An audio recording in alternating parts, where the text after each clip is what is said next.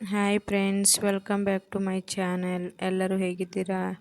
ಚೆನ್ನಾಗಿದ್ದೀರಾ? ನಾನು ಕೂಡ ಚೆನ್ನಾಗಿದ್ದೀನಿ. ನೀವು ಕೂಡ ಚೆನ್ನಾಗಿದ್ದೀರಿ ಅಂತ ಭಾವಿಸ್ತಾ ನಾನು ಈ ವಿಡಿಯೋನ ಸ್ಟಾರ್ಟ್ ಮಾಡ್ತಾ ಇದ್ದೀನಿ.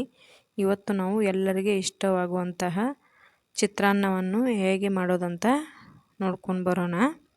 ಇದು ತುಂಬ ಸಿಂಪಲ್ಲಾಗಿ ಮಾಡ್ಕೋಬೋದು ಮತ್ತು ಬೇಗ ಕೂಡ ಆಗುತ್ತೆ.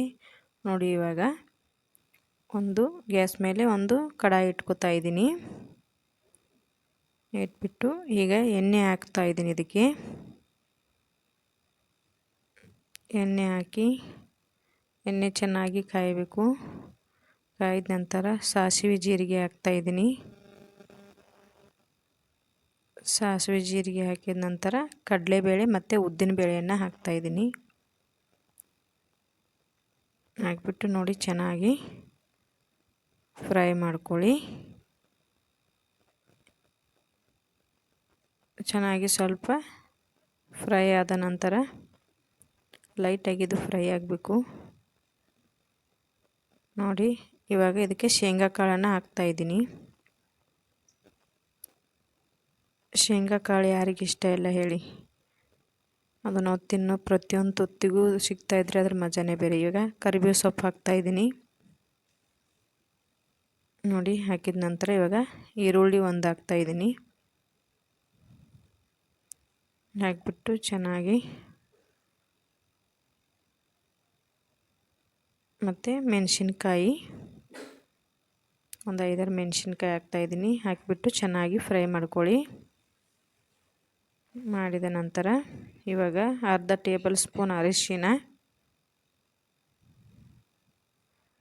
ಮತ್ತು ಸ್ವಲ್ಪ ಅರ್ಧ ಟೇಬಲ್ ಸ್ಪೂನ್ ಉಪ್ಪು, ಯಾಕಂದರೆ ರೈಸ್ನಲ್ಲಿ ಮೊದಲೇ ಉಪ್ಪಿರೋದ್ರಿಂದ ಸ್ವಲ್ಪನೇ ಹಾಕ್ತಾಯಿದ್ದೀನಿ. ಇವಾಗ ಇದನ್ನು ಚೆನ್ನಾಗಿ ಮಿಕ್ಸ್ ಮಾಡ್ಕೊಳ್ಳೋಣ. ನೋಡಿ, ಇವಾಗ ಮಿಕ್ಸ್ ಆದ ನಂತರ ಈಗ ಒಂದು ಬೌಲ್ ರೈಸನ್ನು ಇದಕ್ಕೆ ಹಾಕೋತಾ ಇದ್ದೀನಿ. ಹಾಕ್ಬಿಟ್ಟು ಚೆನ್ನಾಗಿ ಮಿಕ್ಸ್ ಮಾಡ್ಕೊಳ್ಳಿ. ನೋಡಿ ಎಷ್ಟು ಚೆನ್ನಾಗಿದೆ ಅಂತ. ಇವಾಗ ಇದು ರೆಡಿ ಆಯಿತು. ಇವಾಗ ಮೇಲೆ ಕೊತ್ತಂಬರಿ ಸೊಪ್ಪು ಹಾಕ್ತಾಯಿದ್ದೀನಿ. ಹಾಕಿದ ನಂತರ